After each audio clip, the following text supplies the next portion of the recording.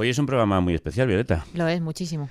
Porque las dos mujerazas que hacen nuestros especiales de literatura se abren en canal y nos cuentan cómo vieron la muerte de cerca y cómo se salvaron para contarlo en sendos libros. Y una de ellas es tu mejor amiga. Pues sí, mi querida Silvia, que como contó aquí estuvo varios meses ausente enfrentándose a un cáncer y lo superó y ahora lo cuenta en un libro precioso como es el libro de Marta. 2 obras que nos recuerdan que, como escribió Carmen Martín Gaite, lo raro es vivir.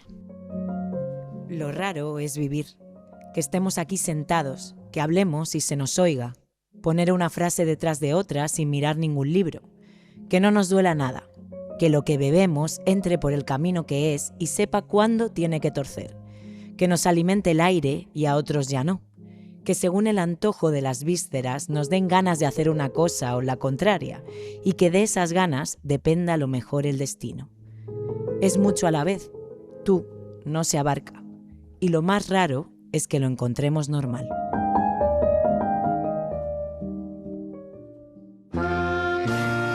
Welcome to Carne Cruda, the album.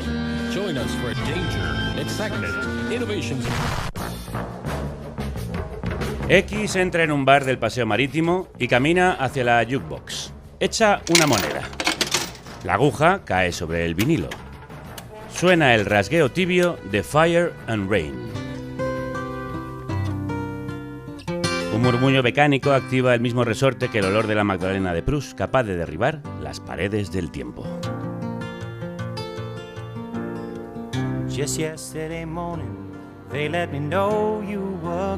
Del salón de su casa de infancia llega el olor del humo, de los cigarrillos y el chasquido de un LP que cambia su padre. X, niña, está en la cama, leyendo con su linterna. Se imagina a sus padres bailando, las cabezas muy juntitas, como en los guateques. Ella, desde luego, cuando empieza a salir, no baila así. Se escapa por las noches con su mejor amiga del colegio, mientras la madre duerme. Se visten y maquillan para parecer mayores y que las dejen entrar en las discotecas. Beben vodka con naranja, con vasos de tubo, bailan a Desireless con la coreografía perfectamente ensayada para cantar el... y chillar. Voyage, voyage.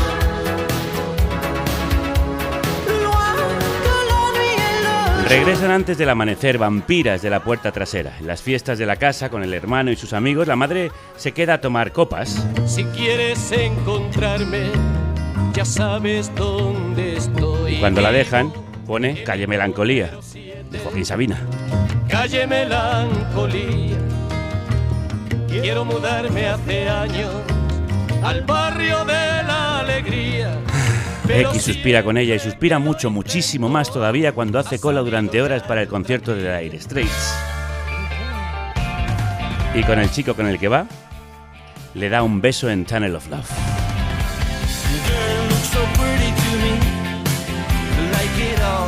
Pero luego nunca, nada más, nunca, nada más, finito. ¿Por qué? No se sabe. Misterio absoluto.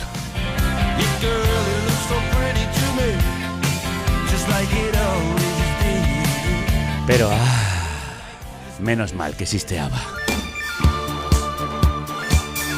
Que como bien saben sus amigas de la universidad, la serbia y la irlandesa, posee una fórmula alquímica para desengaños amorosos, que son muchos, y renaceres, que son otros tantos. Nada les da más subidón que...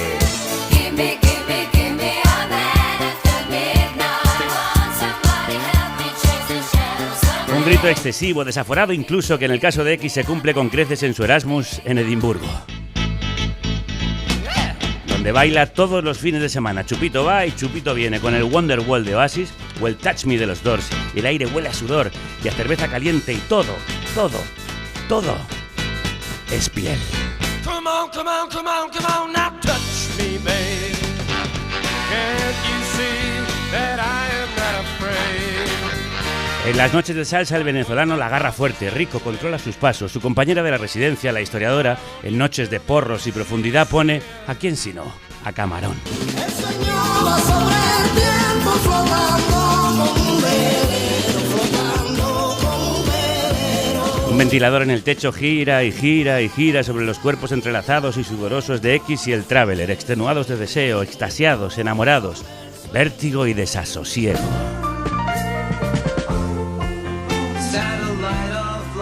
París, Ibiza, el sol acaricia el mar, carros de fuego, joder, tanto fuego que explota. Y en el piso de su amiga la alternativa, que como ella jamás se pondrá un Barbour, fantasean con un nuevo amor a la altura de, por lo menos, Neil Young.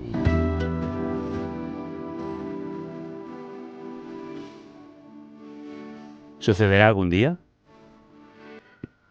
Tampoco les importa tanto.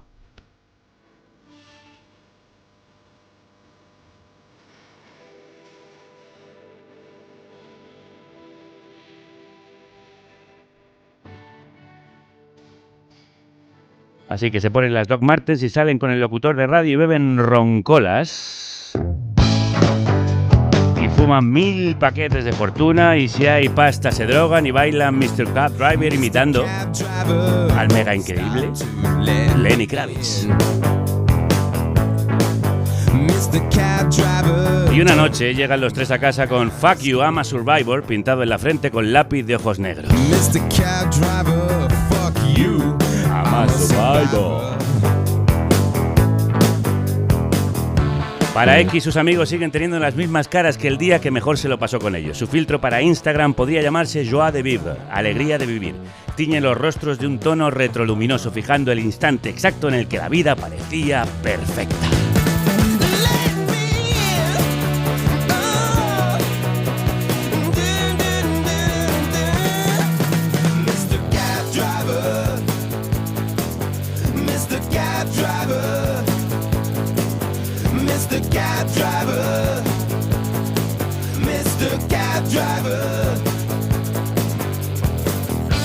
Pues sí, X es Silvia, Herreros de Tejada, Nuestra Señora de Tomo y Lomo, el locutor de radio es quien nos habla y esta maravilla que os leía es parte de su libro Juvencolía.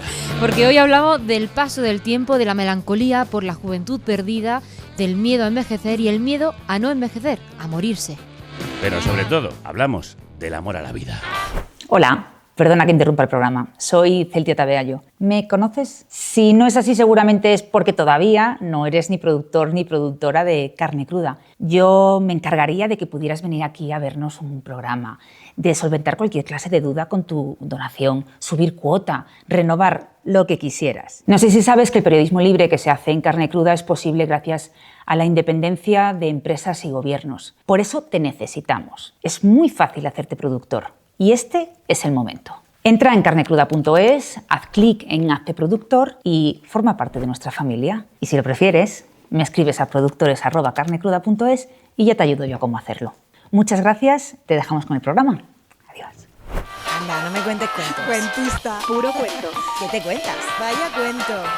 Puro cuento. ¿Qué cuento tienes? Cuéntame un cuento. ¿Qué me cuento? Puro cuento. Anda, cuentista. Saludamos a nuestra cuentista de confianza, nuestra cuentista favorita, Marta Jiménez Serrano. Crudos días. Crudos días, ¿qué tal? A la que queremos felicitar encarecidísimamente por Oxígeno, que está siendo un merecidísimo éxito.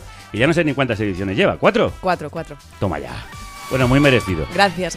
Empezábamos escuchando un fragmento de Lo raro es vivir de Carmen Martín Gaite. Es que es raro, ¿eh? Es muy raro. Es rarísimo estar vivo. De eso hablamos hoy, de la extrañeza de estar vivas precisamente después de rozar la posibilidad de no estarlo. Sí, y tengo que pedir perdón porque ha quedado un programa un poco chauvinista hoy, pero es que, claro, ha pasado esto de que hay un cruce interesante, ¿no?, entre Oxígeno y Juvencolía, que es el libro que acaba de publicar nuestra querida Silvia. Sí, señora, las conductoras de nuestros especiales literarios hoy son las protagonistas también, porque lo hemos pedido nosotras. Marta, la verdad, todo hay que decirlo. Había que aprovechar que os tenemos aquí y que sois autora de 2 libros maravillosos y hermanos. Por cierto, Silvia Herreros, Crudos días. Crudos días. Sí, Marta acaba de publicar Oxígeno, acabamos de decirlo, Silvia Juvencolía, un cruce obvio y no tan obvio. Son 2 libros que tienen como punto de inflexión 2 experiencias en primera persona cercanas a la muerte. En tu caso, Marta, por una intoxicación por monóxido de carbono, y en el de Silvia, un cáncer de mama. 2 vivencias que de algún modo, bueno, pues os obligan a pensar en la vida y a replantearos muchísimas cosas, Marta. Sí, y hablaremos de nuestras criaturitas, pero también escucharemos a otros escritores, mencionaremos a otros escritores, porque claro, el tema de la muerte en literatura, creedme, no nos lo hemos inventado nosotras. El tema de la muerte no, y el de la vida tampoco. Claro, al final son las 2 caras de la misma moneda, ¿no? El pánico por morir, el asombro por estar vivos, la tremenda suerte, la increíble fortuna que tenemos de estar hoy aquí. La muerte y el pensamiento occidental, el rechazo de la muerte. Te voy a comprar estos libros porque me parece que te convendría leerlos. Esto es algo serio y profundo. Sí, verás, yo estoy obsesionado con la muerte. Es un gran tema para mí y tengo una visión muy pesimista de la vida. Si vamos a salir juntos debes conocerme. Yo creo que la vida está dividida en lo horrible y lo miserable, en esas dos categorías. Y lo horrible son los enfermos incurables, los ciegos, los lisiados. No sé cómo pueden soportar la vida, me parece asombroso. Y los miserables somos todos los demás. Así que al pasar por la vida deberíamos dar gracias por ser miserables, por tener la suerte de ser miserables. El inolvidable Woody Allen en la inolvidable Annie Hall. Cuando hablabas del asombro de estar vivos, no sé si te referías a dar gracias por tener la suerte de ser miserables, Bueno, Marta. aquí cada uno es afortunado como quiere o como puede. Es que en esta película el personaje quizá Annie Hall es uno de los emblemas contemporáneos del nihilismo y del pánico a morir. Sí, tenemos un personaje hipocondríaco angustiado y que es incapaz de disfrutar de la vida precisamente por tener la muerte tan presente, que es algo que también pasa, claro. Sí, la conciencia de la muerte no como aliento para aprovechar la vida, sino como angustia existencial paralizante de algo que también, por cierto, sabes tú, porque eres un poco hipocondríaca, Sí, como hemos sí. descubierto en Oxígeno. Sí, lo habéis ya lo sabéis todo.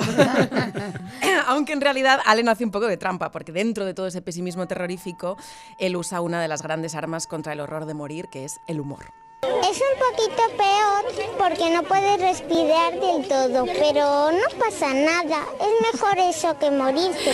Siempre en nuestro corazón esta niña que nos dio en la pandemia, ella le preguntaban si era muy incómodo llevar mascarilla al cole y decía, bueno, pues mejor eso que morirse. Hombre, por favor.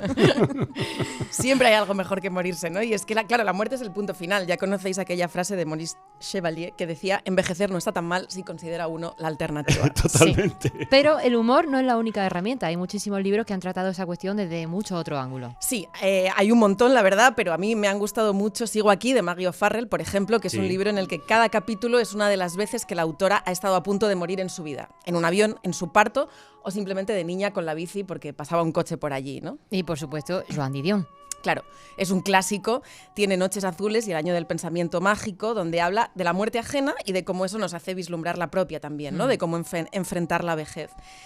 Y otro de mis favoritos, sin duda, es Matadero 5, donde Kurt Vonnegut cuenta cómo sobrevivió al bombardeo de Dresde, y donde, por cierto, también hay muchísimo humor, uno más trágico y más ácido que el de Woody Allen, pero ahí está. Bastante surrealista, sí, muy recomendables todos esos libros que acabas de citar. En vuestro caso, Marta, Silvia, muchas de estas reflexiones se detonan, como decíamos, por una experiencia que os hace mirar de frente la finitud de la vida. Pero no son esos los únicos motivos que nos llevan a reflexionar sobre que esto se acaba, ¿no? No, la enfermedad o la experiencia cercana a la muerte pueden ser detonantes, que a veces ocurren y a veces no, pero también lo son, como decíamos, las muertes ajenas, sobre todo las de los progenitores, el mero paso del tiempo.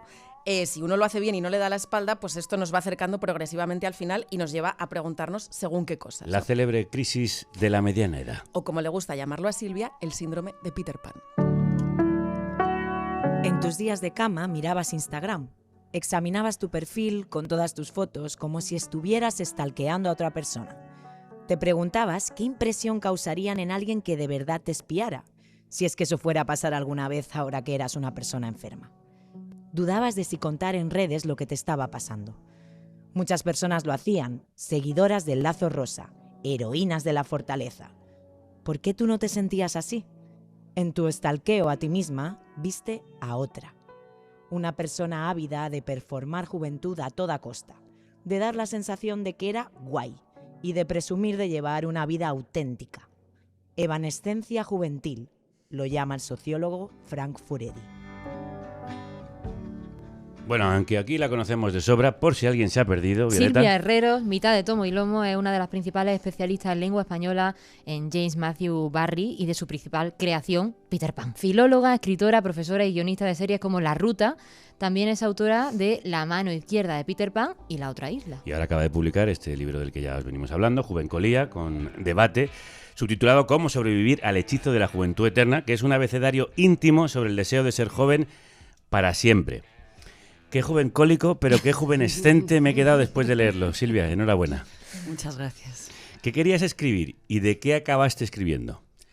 Bueno, pues este libro surge de una anécdota que tuve en clase con una alumna que estaba muy preocupada por el paso del tiempo con 20 años y decía, Sadie Smith publicó Dientes Blancos con 25 años, Xavier Dolan ganó en Cannes con 23 y yo, sin embargo, no he hecho nada aún y he leído en Vogue una entrevista con una autora jovencísima y yo le dije, Bueno, yo también he salido en Vogue. Y entonces la chica cogió el móvil. Vanidad ante todo. Cogió el móvil, miró la entrevista y me dijo: jo, muchas gracias, me ha consolado mogollón saber que en Vogue se puede salir de mayor. De mayor. Y de repente pensé, qué fuerte, claro. Esta chica no me ve joven como me veo yo. Claro. Y desde ahí surgió la necesidad de explicar por qué en el siglo XXI hemos pasado de vivir una juventud biográfica a vivir una juventud performativa, ¿no? Y entonces surgió de ahí y de la idea de contar la juventud como una invención cultural.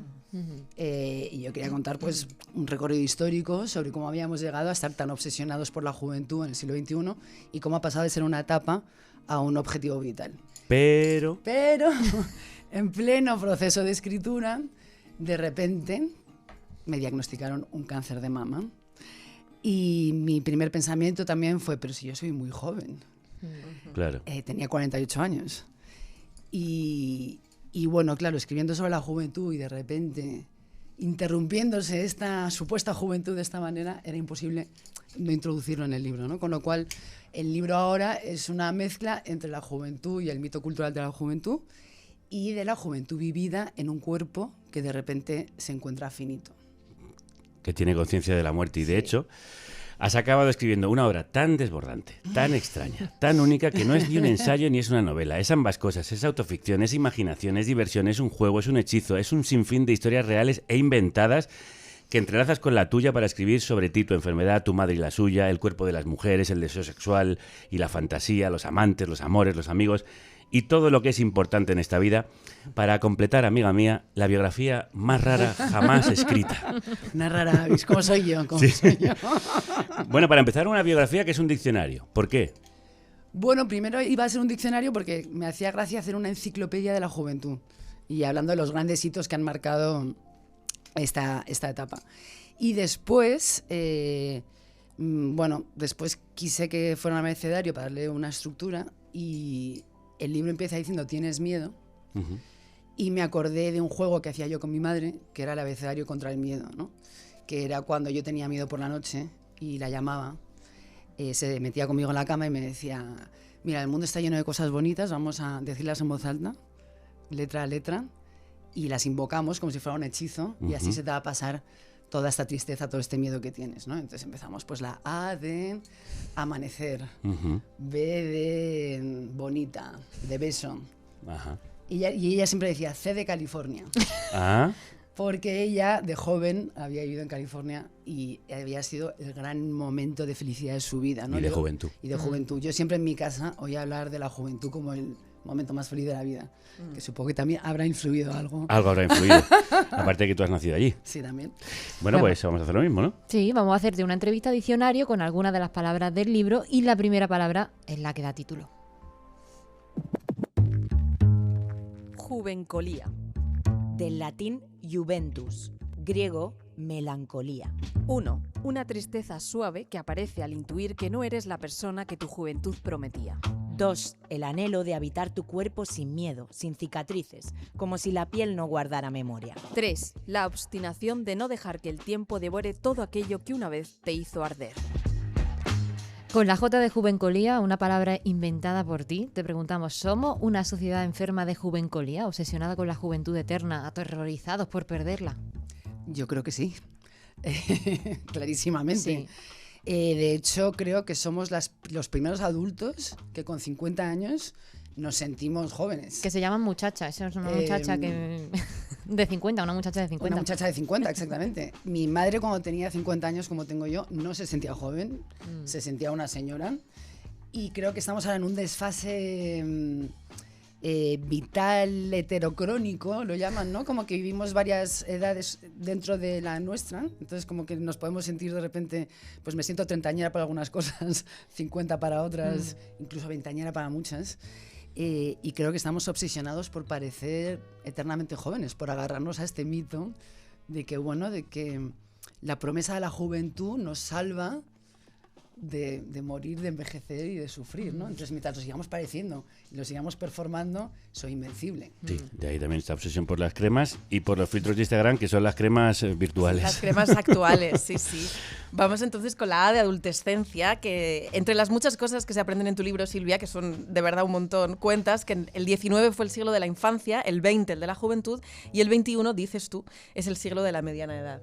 Y trazas ese vínculo que me ha encantado entre la adolescencia y la mediana edad. Cuando tú vas a tatuarte, el tatuador te dice que son las dos franjas de edad que más se tatúan, ¿no? Los adolescentes y los de la mediana edad. Uno vuelve ahí, ¿no? Cuando llega a la mediana edad, vuelve a la adolescencia. Yo fui con 40 años a tatuarme unas palabritas que llevo en las muñecas. Una pone youth, de juventud, y la otra pone hook, de Garfio. Y me sentía mega cool. Me sentía mega cool yéndome a tatuar. Y me dice el tatuador, bueno, tú sabes que las dos franjas, ¿no? Los adolescentes se tatúan para rebelarse contra sus padres y para demostrar quién quieren ser, es decir, es como un salto hacia el futuro, tatuarse. Y sin embargo, con la mediana edad, y yo dije, yo mediana edad. ¿Pero qué dice usted, señor? Que por favor. Es como para tatuar los logros de uno, ¿no? Para demostrar quién eres. Ajá. Entonces, bueno, es un espejo, ¿no? Y bueno, es que sí, es que hay un vínculo muy interesante entre la adolescencia y la mediana edad, de la que han hablado muchos autores y de la que yo no había sido consciente hasta que lo viví, que bueno, en ambas etapas se vive como un fuego y una euforia que tiene que ver con un cambio hormonal, pero también tiene que ver con la construcción de la identidad. Entonces, la psicología evolutiva habla que en la adolescencia uno está forjando la identidad y la pregunta existencial es ¿quién soy y quién quiero ser?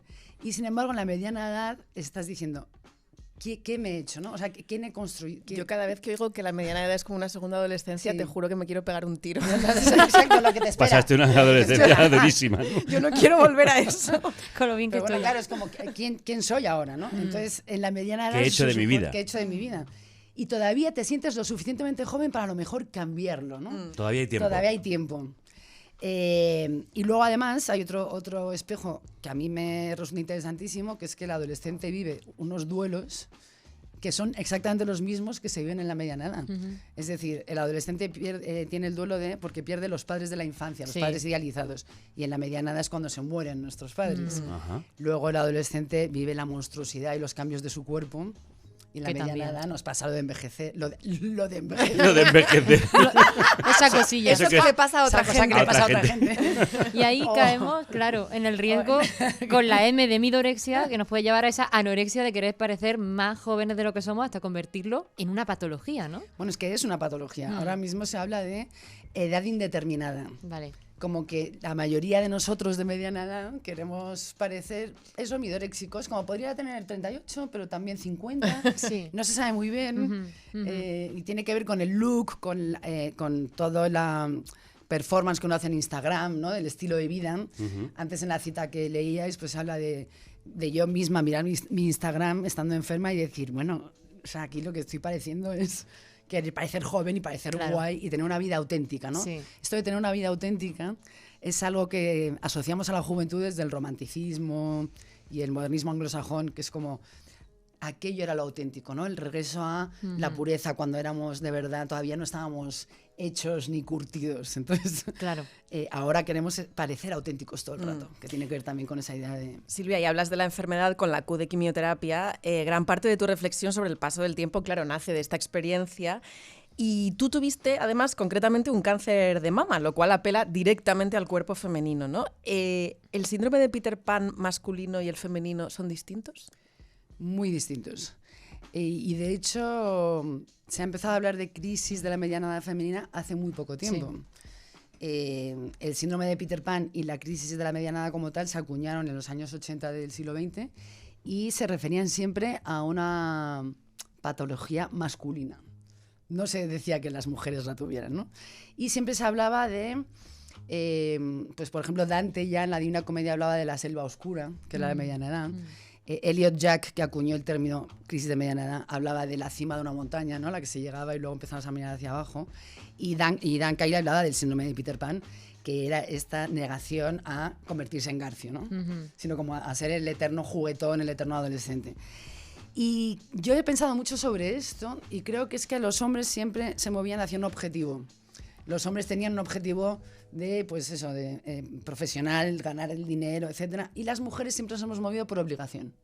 Entonces, Lo que ha pasado es que como teníamos las obligaciones que teníamos, pues ser madres, el matrimonio, cuidar la casa, etcétera, etcétera, sus labores, como las llamaban, de repente, al cambiar eso, ¿no? Con la lucha, con la igualdad, cuando ya esas obligaciones se han cumplido, es cuando viene la crisis de mediana femenina que dice, ¿y ahora qué, no? Yo ya he hecho lo que se suponía que tenía que hacer. ¿Y qué pasa ahora? Y nosotros no teníamos ninguna selva oscura. No se nos dibujó ninguna épica al respecto.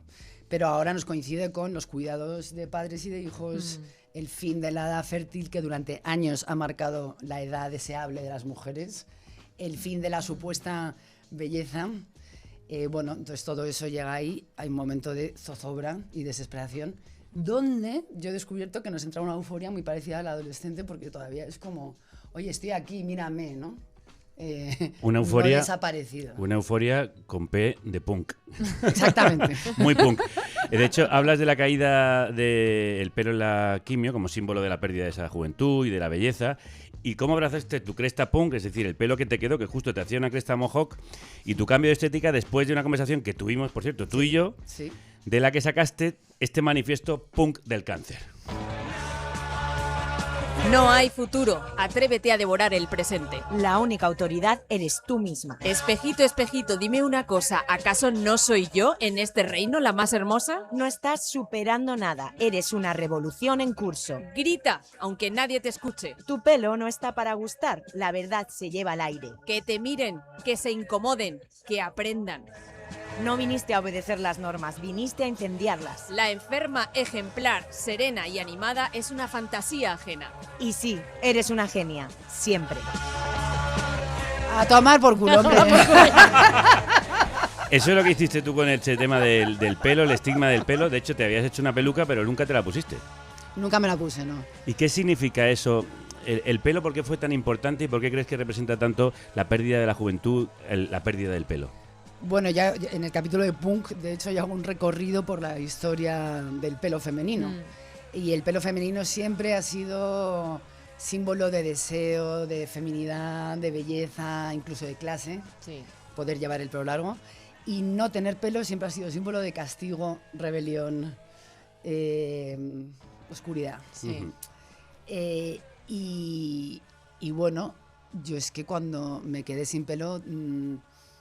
la verdad que me sentí muy frívola, y es algo que he hablado con muchas pacientes de cáncer de mama, que te sientes mal porque piensas, oye, me estoy curando. Aparte, yo no soy modelo, no vivo de mi imagen, es decir, ¿por qué esto es tan terrorífico para mí? Y claro, es que te despojan la identidad. Es como cuando los nazis rapaban a las personas para despojarles de la identidad, ¿no? Entonces hay algo tan asociado entre cabello e identidad, que es una cosa tan fuerte... que yo me hice punk. Y entonces un día hablando con Javier precisamente me dijo, pero si la estética punk mola un montón, te pega mucho más a ti. Y es pura juventud. Que me dijo una cosa que me dolió y está en el libro, porque si esa melena que llevas de Joan Baez como de cantautora... A ver, ya era momento de como cambiarla. Como de cantautora folk, ¿sabes? Dije, ¿perdona? Yo que soy bastante más punk que folk. Y entonces, bueno, también las narrativas ayudan mucho, ¿no? Claro. Yo hablo mucho de mis amigos en el libro y de las cosas y de las imaginaciones y mundos paralelos en los que yo me metí para sobrevivir, y uno era ese, ¿no? Pues me vuelvo punk. Bueno, de hecho, sí, H de Homo Fictus, somos un humano, somos un ser que crea ficciones, y tu libro está plagado de ficciones por todas partes, de mundos fantásticos, de mezcla de realidad y ficción. ¿Por qué? Quizá porque hablabas de cosas muy personales, quizá porque necesitamos vivir en ese mundo paralelo, quizá porque también somos, como dices al final, lo que nos narramos. Yo pienso que somos lo que nos narramos, y creo que la propia juventud de nuestra sociedad es una manera que hemos decidido utilizar para narrarnos a nosotros mismos, ¿no? Somos una sociedad joven, somos una sociedad nueva. Y las ficciones del libro vienen... Bueno, a mí me daba miedo exponerme demasiado en este libro, porque Lo has conseguido. Pues enhorabuena. Sí. Se has puesto demasiado. No quería. Pues hija mía. Pero ya. Pero lo necesitaste de alguna manera, ¿no? Se salió así por algo. Me salió así, sí. Bueno, es que fue mi refugio absoluto en la enfermedad. Fueron todas estas ficciones que yo cuento en el libro. Y yo, como especialista en Nunca Jamás y en Barry y en Peter Pan, cuando la gente me preguntaba ¿cómo te sientes con la quimioterapia? Yo os juro que me sentía como si estuviese en el país de Nunca Jamás. Como si estuviese disociada. Entonces me di cuenta, claro, la narrativa propia, ¿no? Lo que uno se cuenta es lo que nos salva a todos, ¿no? Y me gustaba mucho la idea del Homo fictus, que es, según Forster, ¿no? El personaje de ficción, que dice, el mundo está habitado por Homo sapiens, y que somos las personas de verdad, y los Homo fictus, pero solo de los Homo fictus, de los personajes de ficción, conocemos toda su vida interior, todos sus secretos, todas sus oscuridades, fantasías. Y entonces yo pensé, me atreveré a hacerme Homo fictus. Silvia, pues, volviendo... Y bueno, pues te ha convertido en un Homo fictus. Totalmente, o sea. Y sin embargo, llevándote de nuevo a la realidad con la V de vieja, tú hablas en el libro de un poema de T.S. Eliot que me encanta, que es La canción de amor de Alfred Prufrock. Nuestro amor es el mismo que el tuyo y es nuestro poema favorito. Sí, claro. Mola mucho porque habla no tanto de hacerse viejo, sino del miedo a crecer sin haber sido, ¿no? Que esto me interesa un montón.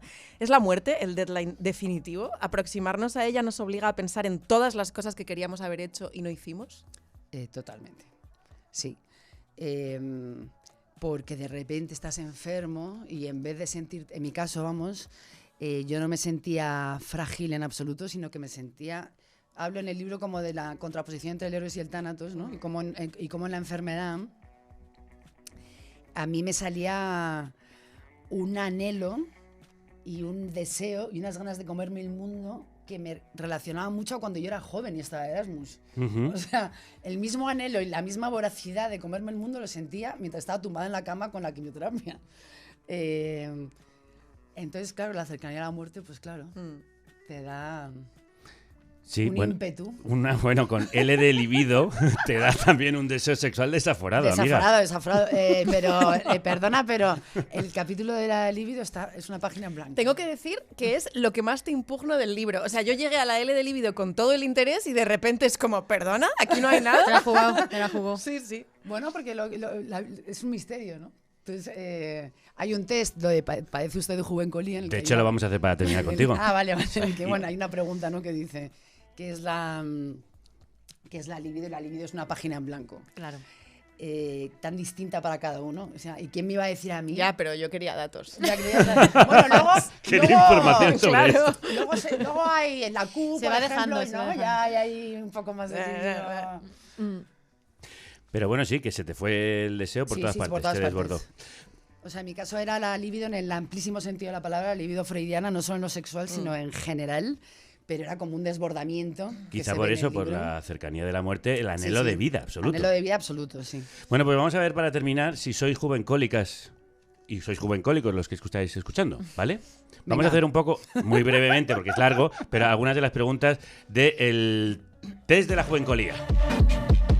Responda con sinceridad a cada afirmación según cuánto piense que le representa. Nunca será un punto, rara vez 2 puntos, en ocasiones 3 puntos, con frecuencia 4 puntos, siempre 5 puntos, ¿vale? Primera pregunta. Así, sin darle muchas vueltas, ¿usted siempre afirmaría que cualquier tiempo pasado fue mejor, Marta? No. Sí. No.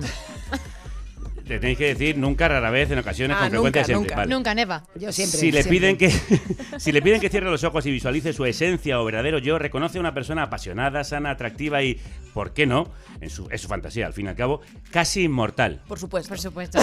Siempre. Always. Bien. 3. Camina usted por la calle y se fija en alguien que le resulta familiar. Se da cuenta de que le recuerda a una persona conocida, pero cuando era joven. De manera que es una especie de cruce entre dimensiones temporales. Imposible que fuera realmente quien usted pensaba. A mí me pasa siempre. No, a mí no. Sí, yo un poco como Silvia, ocasiones, siempre. Sí, en ocasiones, vale. ¿Y tú nunca? No. 4. En otro escenario se encuentra con alguna cara de su pasado y piensa, ¿cómo ha envejecido? Sin caer en la cuenta de que probablemente estén pensando lo mismo de usted. Ese es un clásico. A mí esto siempre me pasa, siempre. Sí. Pero vosotras sois todavía muy jóvenes, Marta. No, pero también tenemos amigos del instituto que tú dices, ¿cómo me De verá? repente se quedan calvos y estas cosas. Bueno, pues ya sabéis, según lo que hayáis sacado, pues podéis ser muy juvencólicos, poco juvencólicos o nada juvencólicos. Yo soy juvencólica perdida yo. Y estas se han quedado un poco a mitad, ¿no? A medio gas. A medio gas. Bueno, todavía es que sois jóvenes. Ya veréis que la juvencolía os cae como un mazo. Ya os tocará, ya os tocará. Pero que la juventud es para siempre, ¿no? La juventud es hasta los siempre. ¿Qué nota sacaste tú en el test de juvencolía? Yo juvencólica perdida. Claro. Bueno, pues yo lo que he aprendido de tu libro, querida amiga, es que hay que aprender a pasar del anhelo del pasado, que es la juvencolía, al anhelo del futuro, que es la juvenescencia, otra palabra preciosa que te inventas, y que es ese deseo de mirar hacia adelante, aceptando las heridas sin renunciar a lo que soñabas ser y lo que te hace arder, pero contándote de otra manera. Eso Así es. que felicidades, amiga. Gracias, y amigo. mucho éxito. Tan solo dime una cosa. ¿Quién es en este reino la más hermosa? Seguimos en el mismo tema porque en Juvencolía vemos esa conexión entre la juventud y la belleza como opuestos a la muerte. Está la nostalgia por el cuerpo joven o por el cuerpo sano que ya no será, o el golpe que supone perder el pelo. Claro, porque más allá de la vanidad, reconocernos en nuestro propio cuerpo y en nuestra propia cara es importante. Juventud, divino tesoro, que decía Rubén Darío, pero no sé yo si todo lo que conlleva la juventud y la belleza es bueno. Antes escuchábamos ese párrafo en el que Silvia stalkeaba su propio Instagram y esto me interesa mucho porque las fotos, el espejo, son los modos que tenemos de mirar nuestra propia cara. Pero las fotos mienten poquito. poco. Poco o mienten un poco, no sé. Mienten poco. ¿Quién no ha visto una foto suya de joven y ha dicho, ay, o uff? Claro, una foto suya o una ajena, porque las fotos nos revelan lo que somos y lo que no somos, lo que podríamos ser o estar siendo. Cuando miramos a nuestros pares. En Noches Azules, lo mencionábamos antes, Joan Didion reflexiona sobre la vejez. Y hay un momento muy gracioso en que se da cuenta de que Sofía Loren y ella tienen la misma edad. Introduzco su nombre en Google Imágenes y encuentro una foto reciente, Sofía Loren llegando a algún evento publicitario. Mientras examino el pie de foto, me fijo de pasada en que Sofía Loren nació en 1934, el mismo año que yo. Me quedo fascinada. Sofía Loren tiene 75 años y nadie de los que pisa esa alfombra roja, que yo sepa, está sufriendo para nada que ella se esté adaptando de forma inadecuada a la vejez. Este descubrimiento completamente insignificante me inunda de nuevas esperanzas, de una sensación renacida de posibilidades. No sé si lo tenéis en la cabeza, pero Joan Didion además era frágil y chiquitita y bueno, como todo lo contrario de Sofía Loren, ¿no? Y claro, es que aunque seamos mayores, si no lo parecemos, si seguimos aparentando los atributos de la juventud, parece que estamos burlando a la muerte, ¿no? Que todavía la tenemos ahí un poco lejos. Y de hecho, desde los inicios de la literatura y la historia cultural, belleza y juventud se han asociado. Diría que en la sociedad contemporánea están más asociados que nunca. No en vano, tantos tratamientos de belleza se llaman antiedad o rejuvenecedores, ¿no? Mirarse al espejo esperando encontrar algo concreto o algo que no hay, o modificándose a una misma, puede ser muy, muy peligroso. Y precisamente de los peligros de la juventud y la belleza, pero también de la pérdida de todo ello, sabe mucho nuestra próxima invitada. Catalina no quiere que la violen, ni que se la coman, ni aparecer por partes en una cuneta. Pero tampoco quiere condicionar su vida al lobo cuando intuye que, como Dios, puede que esté en todas partes. A Rosario Villajos la conocemos por novelas como Ramona, La Muela o La Educación Física y está a puntito de presentar su nuevo libro Cortarse el cabello en Seix Barral. Y diría que en todos sus textos está presente esta idea de la juventud y la belleza como algo peligroso, incluso como un estorbo. Sí, y en cortarse el cabello, está también la idea de la muerte que hoy nos ronda. Rosario, crudos días. Crudos días, muchas gracias por invitarme. Bueno, igual es tu primera entrevista sobre un libro que todavía no ha salido. Esto es una primicia mundial. Esto es primicia, sí. Oye, ¿quién es el lobo? ¿El lobo? ¿Cómo que quién es el lobo? Escuchábamos antes la mención de que Catalina siempre le tiene miedo al lobo, ¿no? Que intuye que como vale, Dios vale. está en todas partes. Pues el lobo, la maldad, digamos, ¿no? Aquí personificada en el lobo, pero yo creo que los lobos a comparación no son tan malos, ¿no? Hay muchos lobos hoy, ¿no? Estamos rodeados de seres que nos controlan.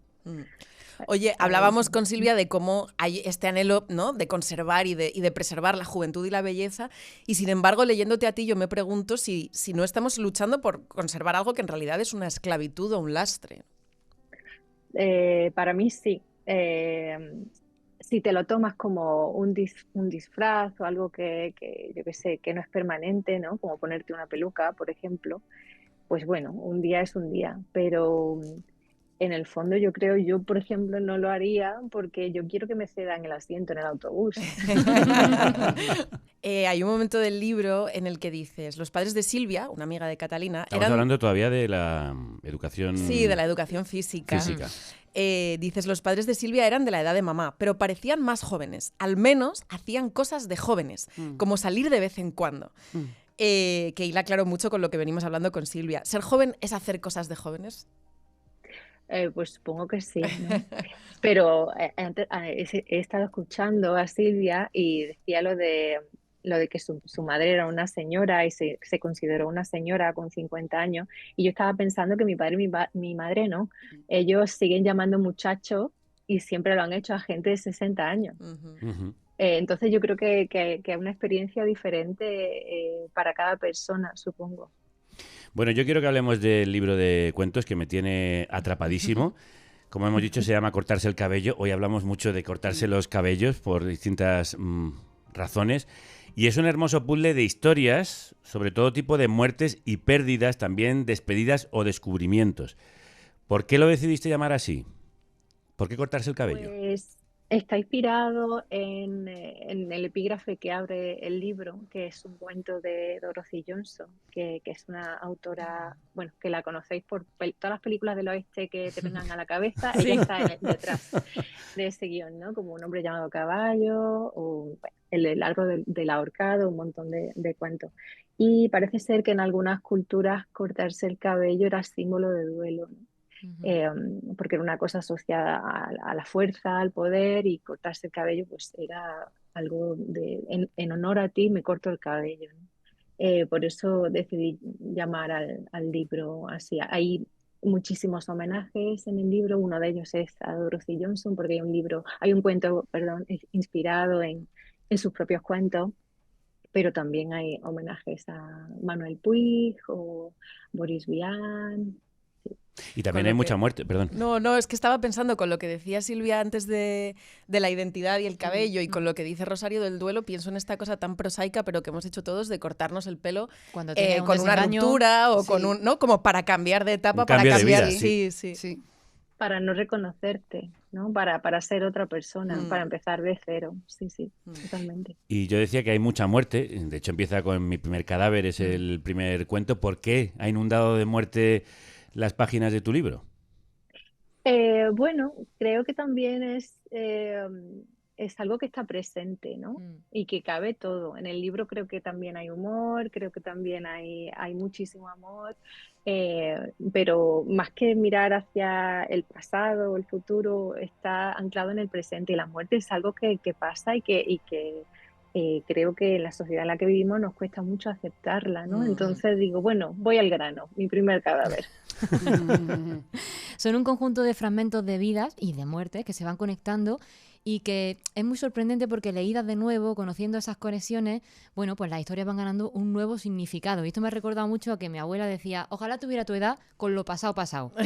¿Cómo sería vivir la vida sabiendo lo que sabremos después? ¿Sería posible? No sería posible. Sería muy difícil. No seríamos nosotros mismos, seríamos un poco ChatGPT, ¿no? De hecho, creo que todo lo que vemos o todo lo que experienciamos se basa en lo anterior, ¿no? Pero creo que es mucho más disfrutable el presente tal cual es, ¿no? ¿Y cómo has construido esos lazos que hay tan finísimos y ocultos entre un cuento y otro, que de repente empiezas a decir, que esto no son una colección de cuentos separados, sino que es en realidad una historia que tiene mucho que ver una con la otra? Pues eso ha ido saliendo solo. Yo pienso mucho, creo que se lo escuché de hecho a Marta, decir que uno escribe lo que tiene que escribir en cada momento, ¿no? Y bueno, yo estaba haciendo una novela, no tenía nada que ver con esto y tal, pero bueno, las circunstancias de ese momento, que era, bueno, pues viendo cómo mi padre se iba, pues me apetecía mucho más explorar este tipo de historias. Y se han ido conectando solas, ¿no? Porque por mucho que una quiera escribir una cosa, al final te va a salir escribir lo que tenías que escribir, ¿no? Sí, ha sido un poco por eso y bueno, se ha ido mezclando también con que tenía un amigo muy malito, del que he aprendido muchísimo, sigo aprendiendo muchísimo sobre el presente y el anclarse al presente y la verdad es que bueno, me ha salido pues lo que ha salido. Pues lo que tenías que escribir. Y de hecho comentaba Violeta cuando llegaba esta mañana que se te veía mucho a ti detrás. O sea, que parecía una manera extraña de contar tu vida y lo que te estaba pasando, como acabas de confirmarnos. Sí, como a través de la ficción, ¿no? Creo que eso ha sido el juego de espejos que al final ha aparecido en el libro, ¿no? Que puedes estar contando una anécdota en primera persona o que parezca biográfica y luego utilizar la pura ficción, ¿no? Irte a un cuento en el oeste y aún así vas a estar contando tu propia historia. De hecho, a veces en la ficción es casi más fácil porque estás protegidito, ¿no? Y es más fácil verter verdaderamente. Efectivamente, pero de eso se trataba un poco, ¿no? De decir, esta también soy yo, aunque digamos, no, estoy hablando de los pingüinos en el Polo Norte. Homo fictus, otra vez. Exacto. Si es que estáis con la presencia de la muerte y el miedo que nos da, pues es verdad que es un refugio y necesitamos esa fantasía para seguir viviendo en ese presente del que habla Rosario Villajos. De verdad, muchísima suerte, que creo que la vas a tener, con cortarse el cabello. Muchas gracias. Un abrazo muchas muy gracias por fuerte. invitarme, de verdad. De verdad ha sido un gusto. Gracias, Rosario. Un besito. Un besito. Es el sábado 7 de noviembre de 2020 y la mujer que está tirada en el suelo soy yo. La literatura necesita una trama y aquí no hay trama, simplemente alguien inconsciente en el suelo, alguien muriéndose con causa por lo pronto desconocida. La literatura necesita un sentido y aquí no hay sentido. Es absurdo abrirse la cabeza contra el suelo una mañana de sábado por culpa de quién sabe qué. Por culpa de una mujer que a 9.357 kilómetros de distancia está ahora poniéndose crema hidratante frente a un espejo de diseño. La literatura necesita una estructura lógica y aquí no hay estructura lógica. Así que no sé si esto es literatura, pero esto es lo que pasó. Esto es lo que pasó. Y vaya miedo. Ahora hablamos, pero primero tenemos que cambiar de papeles. Sí, hay que cambiar las tornas. Silvia pasa de ser entrevistada a entrevistadora Muy y bien. Marta de entrevistadora a entrevistada. ¿Te parece? Correcto. Mientras van asumiendo su nueva personalidad, voy contando que Marta ha publicado novela, poesía y ensayo y es una de las voces más personales de la narrativa española reciente, gracias a libros como Los nombres propios y No todo el mundo, novela y libro de cuentos sobre relaciones amorosas y la fragilidad de los vínculos de hoy. Y ahora llega un libro confesional, una memoria, Oxígeno, publicada con Alfaguara, que cuenta cómo Marta y su pareja entonces, el también escritor Juan Gómez Bárcena, estuvieron a punto de morir por una intoxicación de monóxido de carbono. Marta, lo primero, ¿estás bien? Estoy muy bien. Viva y coleando. Qué angustia y qué miedo he pasado leyéndolo. Bueno, era parte del propósito, que pasaras miedo. He mirado mi caldera, no sé muy bien dónde la tengo. Creo que todos hemos mirado la caldera desde que hemos leído Oxígeno. Al principio me parecía un libro de terror. Bueno, tiene algo de eso. Yo me esforcé mucho en sostener la tensión narrativa, claro, porque el libro tiene un problema que es que el spoiler soy yo. Entonces, sí que me esforcé mucho en que se leyera con cierta tensión y con cierta intriga, ¿no? A pesar de que sabemos el final. Pero después me pareció otras muchísimas cosas. Y como en el libro de Silvia, difíciles de etiquetar. Es una memoria autobiográfica, es una disertación sobre la vida, sobre la muerte, la pareja, la casa y lo raro que es vivir. Dices que no sabes si esto es literatura. ¿Sabes ya qué es? Bueno, a ver, yo creo que es literatura, sí, y de la buena. Sí, yo creo que es parte del juego que hago, ¿no? O sea, a mí me costó un montón pillar el tono de este libro, precisamente quizá por este género híbrido que ha salido. Y yo creo que parte del juego literario al final es decirle al lector, te lo estoy dando en crudo, te lo estoy dando de verdad, esto fue así, yo no me estoy inventando nada, ¿no? Y este juego me ayudó a muchas cosas, pues por ejemplo, a abordar el personaje de la casera, que era muy difícil de abordar de otra manera. Bueno, ya he saltado eso, hablemos de ese personaje. Es que el personaje de la casera es como la bruja de Blancanieves. Totalmente. Ese era el problema, ¿no? Que era demasiado, o sea, era demasiado villana.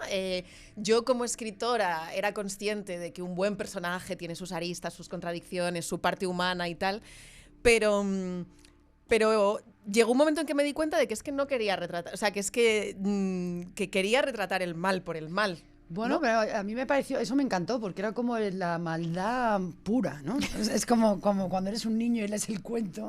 Claro. Bueno, que hablas mucho como del asombro por la vida. Sí, pero es que hay gente que es mala, o al menos durante un Y, rato, claro. ¿no? O sea, hay veces Y que es como como si- que le intentamos buscar sentido a todo, por qué ocurrió, ella tendría sus motivos. Y hay veces que la gente no se porta bien y es irresponsable y ya Sí, está, es la ¿no? maldad por la maldad. Sí. Claro, Como los es mala cuentos. por negligencia, por dejadez, por despreocupación. Es una hija del sistema. Es decir, yo voy a la mía y yo, sobre todo, no quiero ocuparme de nada. Esa es la frase literal y literalmente no se ocupa de nada. Hasta tal punto que deja la caldera sin cambiar, sin revisar y casi os mata. Sí, totalmente. Bueno, es que hemos pasado en este país a alquilar pisos como si se fuera, no sé, una venta de helados, ¿no? Y yo creo que no hay que perder de vista que cuando se le alquila a alguien un piso, se le está alquilando su hogar, su refugio, su lugar de... Y que hombre, cuesta bastante poquito vivir de las rentas, pero un par de cosas al año pues igual hay que hacer, ¿no? Entonces, esa falta de responsabilidad yo creo que atraviesa el libro, y creo que La casera también es terrorífica por su respuesta. O sea, no solo por la negligencia, sino por la falta de humanidad a la hora de reaccionar. Yo creo que si ella hubiera sido negligente, pero hubiera reaccionado de manera más empática, habría sido distinto para mí, la verdad. Claro, es que os manda unas flores que Es que parecen de las prácticamente... flores, claro, es que os como una manda una manzana corona, envenenada. que os manda una corona funeraria. Sí, prácticamente. Y luego encima cuando os queréis mudar, porque en esa casa no se puede vivir... Nos porque tenemos que mudar. Os tenéis Sí, que sí. mudar y dicen, no, esto ya no es asunto mío. Sí, sí. Yo creo que fue parte de lo traumático de verdad el que ella actuara como si no hubiera pasado nada, ¿no? De hecho, diría que uno de los grandes atractivos de este libro es esa mirada precisa y poco complaciente sobre la generación en torno a los 30 años, porque además del encontronazo con la muerte, pues es una historia de vida cotidiana, de relación de pareja, de la vivienda, todo además con muchísima sencillez, muy maravilloso, porque parece que es pura espontaneidad, que lo estás contando tú así como, bueno, en fin, que eso tiene un trabajazo, pero bueno. ¿Qué supone que un hogar como era el tuyo se convierta en una condena? Y bueno, y al final, ¿qué papel juega la precariedad en toda la historia? Claro, es que es... La verdad es que solo tenía que contarlo, ¿no? Era como el retrato perfecto, simbólico de tantas cosas que están ocurriendo generacionalmente, de lo difícil que es montar un hogar, tener una cosa estable, tener una cosa sólida, ¿no? Está todo ese retrato, perdón, de la relación de pareja, que era necesario también para ver lo que se rompe, ¿no? Lo que es como no hay modo aquí, no hay manera. Al principio hablamos de tener una casa para un rato largo, ¿no? Ya no puedes ni pensar en tenerla para siempre, pero dices, bueno, a ver si me dura más de 9 meses, ¿no? Y claro, eso está también con todos los amigos. El libro está en esa bisagra de los 30 años y está todo el mundo... bueno, hay cosas que a los 20 son divertidas, hablando de la juventud, y a los 30 dejan de serlo, ¿no? Cambiar de trabajo 20 veces, pues a los 20 puede ser exploratorio, cambiar de ciudad, cambiar de pareja, pero llega un momento en que uno dice, bueno, para profundizar en algo también necesito un poco de suelo. Y este libro pues habla de lo difícil que está siendo tener ese suelo para toda una generación. Claro, tú te habías mudado 11 veces, creo. Yo recuerdo haberme mudado como entre 9 y 10 y cuentas que pues tus abuelas dieron todos sus pasos probablemente dentro del mismo patio de la misma casa y dentro del mismo pueblo. Y nosotros hemos vivido en distintas ciudades, distintas casas. Claro, es que hemos cambiado en 2 generaciones una barbaridad, ¿no? Y no pasa por idealizar aquello. Yo estoy segura de que a mis abuelas les habría encantado irse de Erasmus, ¿no? Pero podría existir un punto medio, quizá en el que al mismo tiempo los alquileres fueran pagables con los sueldos que tenemos. O sea, yo creo que ahí hay... ha sido demasiado el cambio de... en una generación apenas salir de tu pueblo y apenas cambiar de casa y de repente que esa estabilidad máxima, yo hablo de cómo mi abuela Concha tuvo el mismo azucarero de latón toda su vida y como yo nunca he llegado a tener un azucarero, ¿no? Metíamos directamente la cucharita en el saquito de papel. ¿Habrá algo en medio, digo yo? Había el otro día un comentario en Goodreads sobre tu novela que decía, sobre tu libro que decía, me voy a comprar un azucarero. Mira qué bonito, mira qué bonito, mira qué bonito. Sabemos que moriremos algún día, pero no lo sabemos, pero sí lo sabemos. No sabemos qué día ni en qué circunstancias. Sabemos que habrá gente llorando, un señor preguntando ¿entierro o incineración? Una mano sobre un hombro, alcohol, ansiolíticos, Kleenex... No sabemos quién se pondrá nuestras chaquetas o quién leerá nuestros libros, qué se donará y qué se guardará, qué se dirá en el tanatorio y qué se callará. Pero algún día, dentro de 72 años, por ejemplo, habrá alguien caminando por la calle con nuestra chaqueta y su amigo le dirá «¡Qué bonita chaqueta!» y él responderá «¿Te gusta? Es nueva, acabo de comprarla por 2 euros». Es nueva, dirá. Y será nueva. Este es uno de esos momentos que me dejó el corazón helado. Sí. Porque es que Muy preciso. adquieres conciencia de que habrá un día en que tú no estés. No, así Y es. esa chaqueta que fue tu chaqueta vieja, será nueva para alguien. Ujú. Y tú no estarás. ¿De qué manera nos marca eso en la vida? Mucho, ¿no? Yo creo que cuando nos damos cuenta de esto, no sé, creo que hay una doble cosa de, por un lado, querer aprovechar tú más la vida, querer disfrutarla, todo esto que venimos hablando, y en realidad por otro lado también como que se va el ego, ¿no? Es como, bueno, yo soy una piecita más en este mundo que es muy grande, en esta cadena de seres humanos que es muy larga, y un día otra persona llevará mi chaqueta y vete tú a saber, ¿no? Hay una cosa de disolución que también relaja bastante, creo. Sí, tú dices que además no vivimos pensando que mañana nos podemos morir, porque eso es imposible estar pensando en eso, sino que igual la muerte tarda mucho en llegar. Sí, yo hago un poco un alegato contra el carpe diem que me parece fundamentalmente angustioso. O sea, esta cosa de que vivir cada minuto como si fuera el último es súper disfrutable, a mí me parece un agobio, ¿no? Yo creo que, bueno, hay que vivir como si no fuera a pasar, pero sabiendo que va a pasar. Es un poco Claro. la dualidad. Y Marta, ¿y qué trauma te ha dejado? Porque has tenido que tratártelo en el psicólogo durante 5 años, hasta poder derramar, como dices en el libro, la primera lágrima. Claro, a mí al principio se me multiplicaron todos los miedos, miedos que ya tenía y miedos que nuevos aparecieron, ¿no? Hay algo muy traumático, ya no solo en estar a punto de morir, sino en hacerlo un sábado tranquilo de sol por la mañana en tu casa, ¿no? Es como el lugar seguro y de repente yo veía la muerte y la posibilidad de morirme por todas partes, ¿no? Y bueno, ahí hice mucha terapia. Y es que estuviste muy cerca. Claro, sí, es que estuve muy cerca, muy cerca. Tuviste un 47% de intoxicación, con 50 ya estás en coma y con 60 te mueres. Sí, y recuerdo perfectamente ese umbral y luego hay un punto en que no recuerdo nada, ¿no? Entonces, necesariamente se me multiplicaron mucho los miedos y luego, bueno, creo que los he conseguido colocar y llevarlo a otros sitios. ¿Dónde y cómo? Pues eso, en un lugar de más sosiego hay un punto, o sea, primero es un agobio y luego es como, bueno, si me puedo morir en cualquier momento, tampoco depende de mí esto, ¿sabes? O sea, no hay una dejación de control, una relajación, o sea, yo he llegado, pero me importa decir que he llegado ahí, ¿no? Porque creo que el libro cuenta bien todo ese proceso, con todas las partes oscuras que tuvo. Pero es verdad que llega un momento en que dices, bueno, pues no depende de mí, no sé cuándo va a pasar, pues vamos a disfrutar, ¿no? Sin embargo, necesitamos darle un relato, ¿no? Una explicación a todo. Sí, yo antes lo ha dicho Silvia y estoy súper de acuerdo. Creo que somos lo que nos narramos. Es imposible. Necesitamos, no sé, el tiempo es informe, la vida no tiene sentido y creo que necesitamos dárselo. Y necesitamos cumpleaños y nocheviejas y cosas para ir navegando esto, ¿no? Sí. De hecho, tú cuentas que tu pareja intenta darle un sentido al reto, ¿no? Como, menos mal que ha dejado de fumar, porque entonces, si no, no habría pasado esto. Y como que eso te aleja un poco de él, ¿no? Como intentar esta... Claro, él intentaba buscar coherencia y a mí me molestaba en el sentido de decir, para mí esto es un sinsentido, ¿no? O sea, de hecho, ha sido muy difícil en el libro reflejar ese sinsentido, porque el libro te obliga a ordenar, pero había un anhelo por su parte muy, muy lógico, y muy humano de intentar que encajaran las piezas, que a mí a veces me irritaba porque era, no, es que estas piezas no encajan, no hay modo de que encaje, que casi nos morimos una mañana de sábado, ¿no? Esto no tiene sentido, no puede tenerlo. Pero tú se lo has dado. Sí. En oxígeno. Sí. Al final, sí. O sea, ha adquirido un sentido que no tenía, porque es verdad que es totalmente aleatorio, y en realidad sí que hay un sentido. Una señora negligente que no cambia una caldera, una precariedad, todo eso que tú vas al final contando sobre cómo hemos cambiado, sobre cómo estamos viviendo y que al final te lleva a ti a casi morir. Sí, bueno, me costó mucho dar con ese sentido. Quizá la cosa es que el sentido se encuentra o se otorga y no es tanto que las cosas lo tengan per se, ¿no? Porque somos seres que nos narramos y ahí es donde se encuentra el relato. Eso es. Pues enhorabuena por este relato que está llevando a muchísima gente a leerlo. 4 ediciones ya. Muchísimas y todas las gracias. que han de venir. Gracias. Duelos y quebrantos. Como hoy hemos tenido mucho duelo y mucho quebranto, vamos a terminar con tu sección. ¿Te tienes que cambiar otra vez de sitio, Marta? Es un no parar, es que Qué barbaridad, son muchos roles hoy, son muchos roles. Pero es lo bien que lo estamos pasando. No, fenomenal. Vale, esta es la sección en la que vosotros mandáis vuestras consultas y la literatura, por boca de Marta, os responde. Así que os recuerdo que nos encantaría oír vuestras voces en un audio al 717-717-970. De momento nos estáis escribiendo por Instagram, Marta.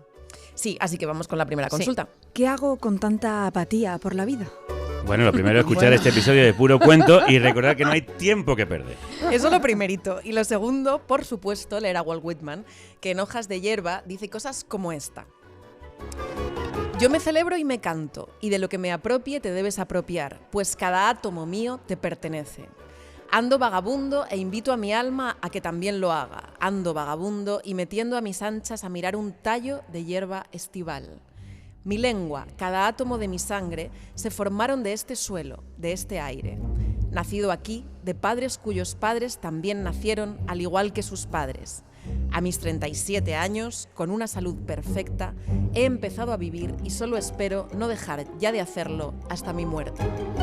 Por favor. Oh, por favor. Pues espectacular, ¿no? Hecho para el programa de hoy. Hombre. He empezado a vivir y espero no dejar ya de hacerlo hasta mi muerte. Y ojo que empieza a vivir a los 37, ¿no? No O sea, tengáis claro, tranquilidad, claro. estáis ahí. Hay que encontrarse a uno mismo antes de Sí. empezar a vivir. Gracias, Walt Whitman. Vamos con la siguiente consulta. ¿Madrid y una carrera laboral prometedora o volver a casa? Bueno, dilema. A ver, a mí al escuchar esta consulta lo primero que me ha venido a la cabeza es esta frase de Nabokov que dice: un cambio de ambiente es la falacia tradicional en la que confían los amores y los pulmones condenados. Bueno. Aparece en Lolita y aunque habla de amores y de pulmones, pues se puede aplicar a cualquier otra cosa en realidad, ¿no? Vamos, que cambiar de lugar no es la solución a los problemas, esto es lo que quiero decir, y que igual la pregunta no es si Madrid o casa, sino pensarlo desde otro sitio. ¿Dónde estás más a gusto? ¿Qué priorizas más? Vamos, que ni que Madrid te garantiza es una carrera laboral prometedora. En absoluto. Bueno, con esto yo creo que vamos llegando al final de momento. Al final de este Puro Cuento, un programa sobre la muerte que nos ha quedado bastante vivo, ¿no? Sí, muy vivo. Nos ha quedado muy vivo, muy feliz, que no joven ni bello, porque no se trata de obsesionarse con una vida feliz, llena de juventud y de belleza, sino de vivir plenamente lo que nos toque, de intentar ser coherentes con nosotros mismos y vivir una vida honesta. ¿Qué es lo que estáis haciendo vosotras? Vivir una vida honesta y maravillosa. Pues sí. Te ha faltado algo, ¿no? ¿Qué querías decir? Sí, había un final, pero veo que no está, así que no pasa nada. Claro, Sinatra y vivir a tu manera, ¿no? Eso es. Eso. Pero es que acaba de salir un pedazo de canción de Grande Amor y Rodrigo Cuevas. Ah, que me la has cambiado, me la has cambiado. No la he cambiado yo, la ha cambiado alguien, no sé quién la ha cambiado. No sé, nadie sabe quién ha sido. Está bien, está bien. La vida, imprevistos. Efectivamente, reaccionar a lo que Hay venga. que reaccionar a lo que venga, como estáis haciendo vosotras. Lo peor de la muerte y en un saber cuándo llega. Yo ya estaba preparado y anduve en tratos con ella.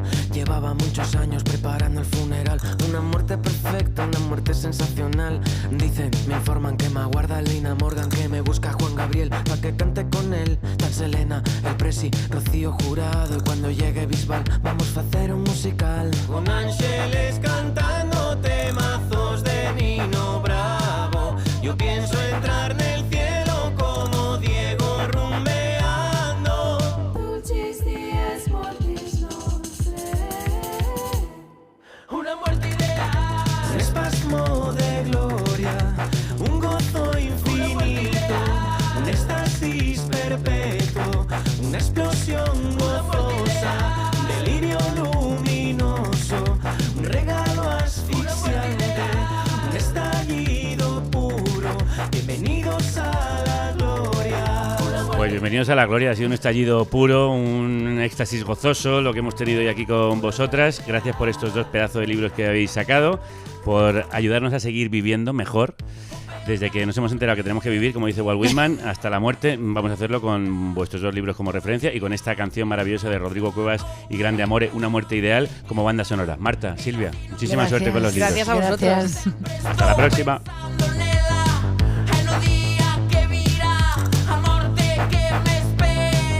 Dos ángeles cantando te abren les puertes del cielo y ta con Velasco de palique con San Pedro.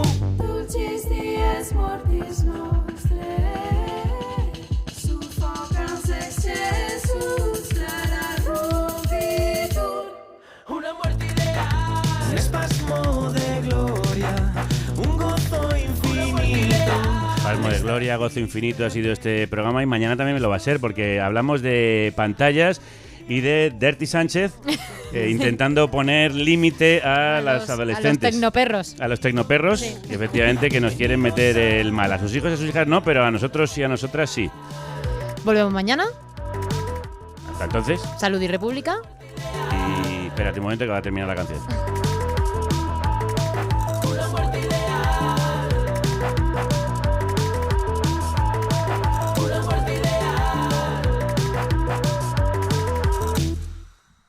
ideal con un final ideal. Que la radio os acompañe.